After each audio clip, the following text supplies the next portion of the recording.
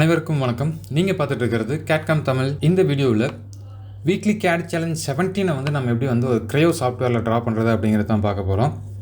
So இது ரொம்ப சிம்பிளான ட்ராயிங்க. ஜஸ்ட் நீங்கள் ஒரு 2 எக்ஸ்ட்ரூட் யூஸ் பண்ணீங்க அப்படின்னு இந்த ட்ராயிங்கை கம்ப்ளீட் பண்ணிடலாம். ஸோ வாங்க இந்த ட்ராயிங் எப்படி ட்ரா பண்ணுறது அப்படிங்கிறத பார்க்கலாம். ஸோ இப்போ நான் வந்து Creo சாஃப்ட்வேர் ஓப்பன் பண்ணியிருக்கேன். ஜஸ்ட்டு நியூ கிளிக் பண்ணிக்கிறேன். நியூவில் போய்ட்டு பார்ட் யூஸ் டிஃபால்ட் டெம்ப்ளேட் அப்படிங்க எடுத்து விட்டுறேன். ஸோ இது வந்து weekly CAD challenge 17. Okay. So units millimetre. So மறக்காமல் வந்துட்டு MMNS பார்ட் சாலிட் அப்படிங்கிறத செலக்ட் பண்ணி ஓகே கொடுத்துக்குங்க. ஸோ நான் வந்து இந்த ஃப்ரண்ட் பிளேன் செலக்ட் பண்ணிவிட்டு ஸ்கெட்ச் போய்க்கிறேன். Sketch view. ஸோ ஃபஸ்ட் நான் வந்து சென்டர் லைன் ட்ரா பண்ணிக்கிறேன். அடுத்து சர்க்கிள். ஸோ அப்ராக்சிமேட்டாக இந்த இடத்துல ஒரு சர்க்கிள் ட்ரா பண்ணுறேன். இந்த இடத்துல 2 சர்க்கிள் வந்துருக்கும். நான் வந்து 2 சர்க்கிள் ட்ரா பண்ணிட்டேன்.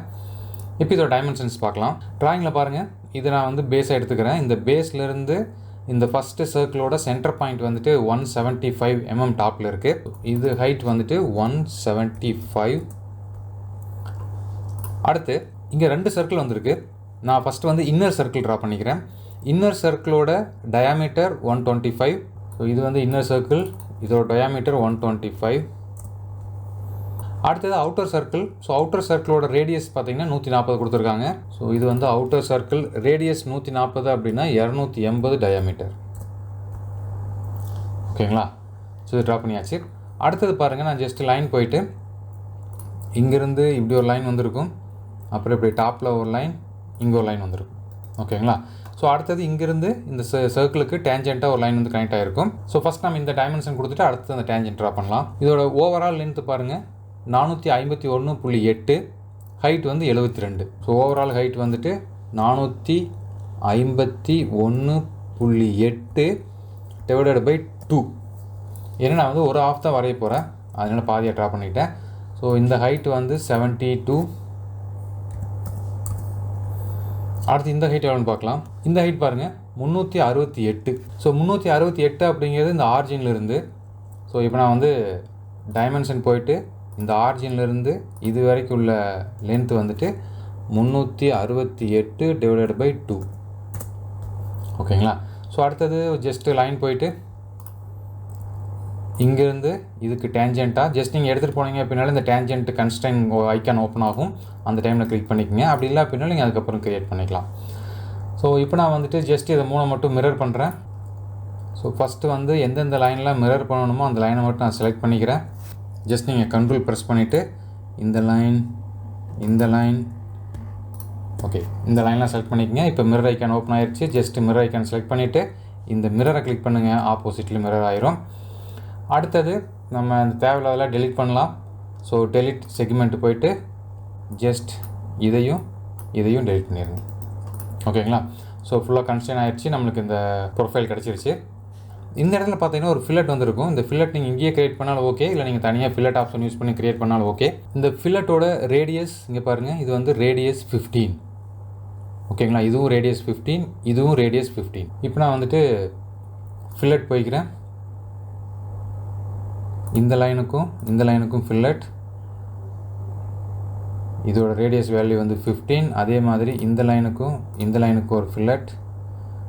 அதே மாதிரி இங்கே இதுக்கும் ஒரு ஃபில்லட், இதுக்கும் ஃபில்லட். ஸோ இதோட எல்லா டைமென்ஷனும் 15. ஸோ நீங்கள் ஜஸ்ட்டு சேஞ்ச் பண்ணிக்கங்க. 15.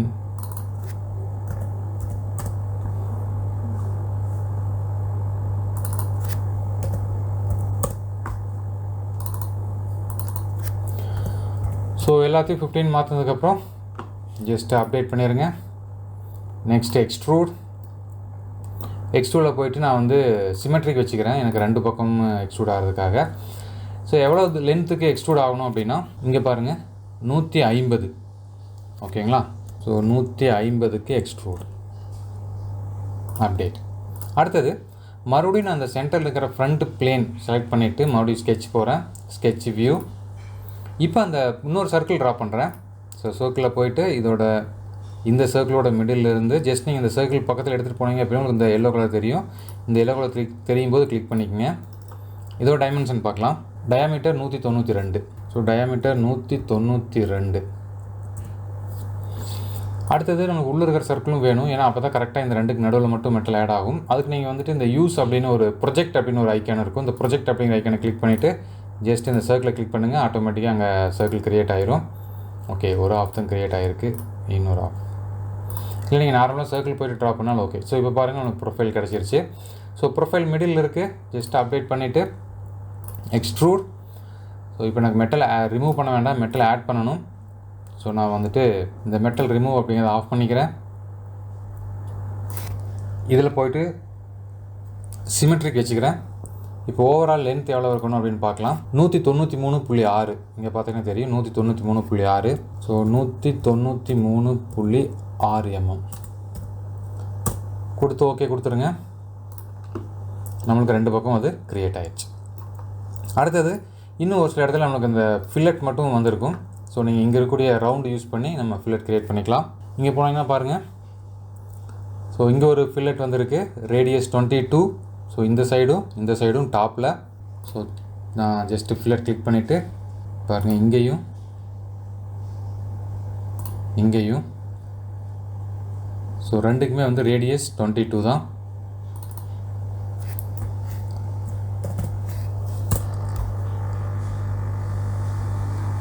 செட் 1 அதையும் கிளிக் பண்ணி அதோட ரேடியஸும் 22 கொடுத்துக்கிறேன். அது இல்லாமல் இங்கே ஒரு ரேடியஸ் வந்திருக்கும். ஸோ இந்த ரேடியஸ் வந்து 8 mm. இதே மாதிரி இதோட பேக் சைட்லையும் 8 mm வந்திருக்கும். கண்ட்ரோல் ப்ரெஸ் பண்ணி செலக்ட் பண்ணிங்க அப்படின்னா ஒரு டைம் டைமென்ஷன் கொடுத்தா போதும். Okay, update. ஓகேங்களா? ஸோ எல்லாத்துக்கும் நம்ம டைமென்ஷன்ஸ் கொடுத்தாச்சு. மறக்காமல் ட்ராயிங்கை சேவ் பண்ணிக்கங்க. உங்களுக்கு கலர் வேணும் அப்படின்னா கலர் கொடுத்துக்குங்க. இந்த ட்ராயிங்கை ட்ரை பண்ணி பாருங்கள். நான் இப்போ ஜஸ்ட்டு வியூவில் போயிட்டு அப்பியரன்ஸில் போயிட்டு இங்கே நிறைய கலர்ஸ் இருக்குது. ஸோ நான் வந்து ஃபஸ்ட்டு பார்ட் இது எல்லாத்தையும் செலக்ட் பண்ணி ஒரு கலர் கொடுத்துட்றேன். அடுத்தது ஜஸ்ட் நான் டிஃப்ரெண்ட் கலர்ஸ் யூஸ் பண்ணிவிட்டு டிஃப்ரெண்ட் சர்ஃபேஸில் நான் கலர் கொடுக்குறேன்.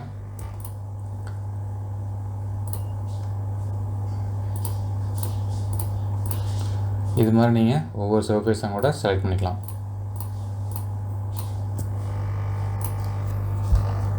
ஓகேங்களா?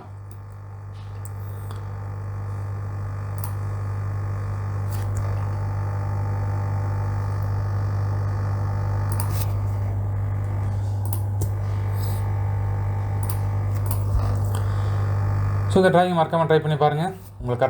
உங்களுடைய கருத்துக்களை கமெண்டில் சொல்லுங்கள். நம்ம CAD தமிழில் அப்லோட் பண்ணக்கூடிய எல்லா வீடியோஸும் தொடர்ந்து பாருங்கள். CAD நிறைய கற்றுக்குங்க. மீண்டும் இன்னொரு இன்ட்ரெஸ்டிங்கான வீடியோ சந்திக்கிறேன். நன்றி, வணக்கம்.